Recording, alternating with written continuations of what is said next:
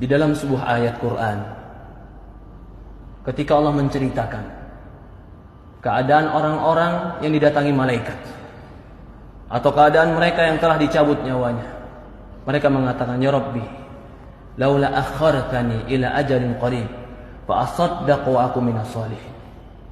Ya Allah, ketika datang malaikat kepada dia ingin mencabut nyawanya, ketika dia sudah didudukkan dalam kuburannya, ketika itu yang dia minta kepada Allah cuma satu, "Rabbi laula akhartani ila ajalin qarib." Ya Allah, kalau seandainya kau berikan aku kesempatan sedikit lagi, berikan aku kesempatan hidup sedikit lagi, fa asaddaqu wa aku minas shalihin, aku akan bersedekah dan aku akan menjadi orang soleh.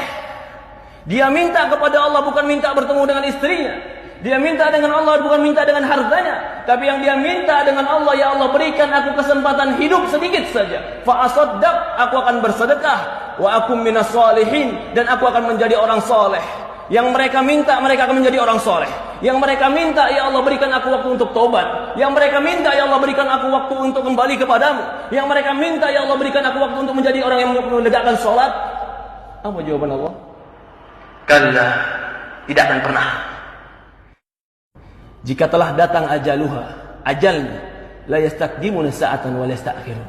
Tidak akan pernah diakhirkan walaupun sesaat, dan tidak akan pernah dicepatkan walaupun sesaat. Inilah para ulama mengatakan, kesempatan hidup dalam ibadah itulah kesempatan yang terbaik.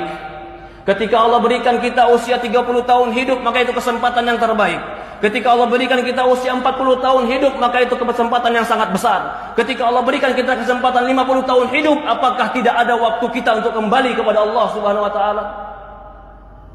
Ketika Allah berikan kepada kita kesempatan hidup, maka pergunakan kehidupan kita untuk kembali beramal soleh kepada Allah. Tidak ada yang kekal, tidak ada yang hebat. Sehebat apapun manusia akan dimakan oleh cacing.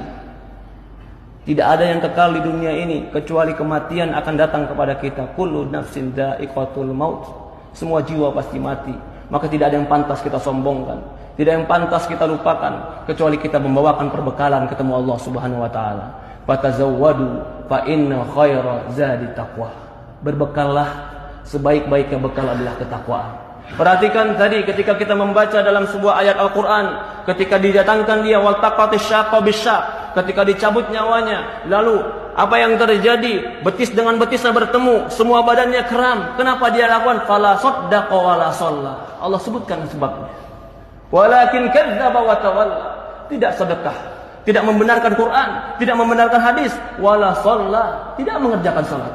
Walakin kadzdzaba wa tawalla, bahkan mendustakan cerita Allah, mendustakan cerita Rasul, wa tawalla, bahkan berpaling ketika diajak kepada Allah dan Rasulnya. Ya ibadallah, qu anfusakum wa ahlikum nara. Jaga diri kita dan keluarga kita dari api neraka. Yang menceritakan ini semua adalah baginda Nabi kita Sayyidina Muhammad sallallahu alaihi wasallam.